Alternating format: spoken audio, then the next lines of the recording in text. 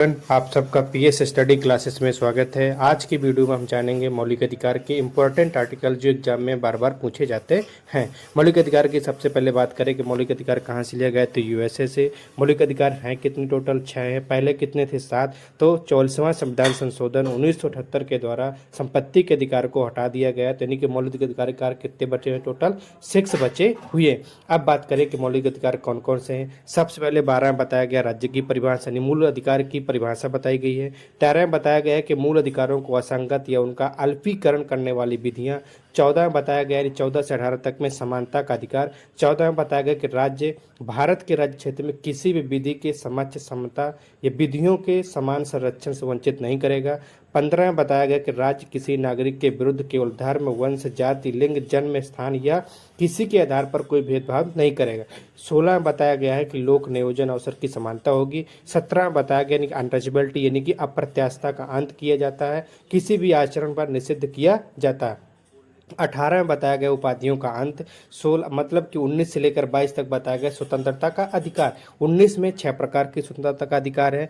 19 में कितनी प्रकार के स्वतंत्रता का अधिकार है, मतलब कि 6 प्रकार की स्वतंत्रता का अधिकार है। 19 में है वाक्य स्वतंत्र, आदि स्वतंत्र विषयक विधियों का संरक्षण। 20 में है कि अपराधों के लिए दोष सिद्धि के संबंध में संरक्षण। 21 में है किसी व्यक्ति को उसके प्राण या दैहिक स्वतंत्रता से विधि द्वारा स्थापित प्रक्रिया के अनुसार वंचित नहीं किया जाएगा। 21 का काम है शिक्षा का अधिकार, जो 6वें संविधान संशोधन 2002 के द्वारा जोड़ा गया, 6 से 14 वर्ष तक के बच्चों के लिए। 22 में क्या है, कुछ दशाओं में गिरफ्तारी निरोध से संरक्षण। शोषण के विरुद्ध अधिकार कौन से हैं, 23-24। 23 में क्या है कि मानव दुर्व्यापार, बेगार तथा किसी भी प्रकार की अन्य बाल श्रम प्रतिषेध किया जाता है। इस उपबंध में कोई भी उल्लंघन अपराध होगा तो विधि के अनुसार दंडनीय होगा। 14 यानी कि आर्टिकल 24 में बताया गया है कि 14 वर्ष से कम उम्र के किसी बालक को किसी कारखाने या अन्य कारखाने नियोजित नहीं किया जाएगा जहां उसके लिए क्या हो, संकट हो।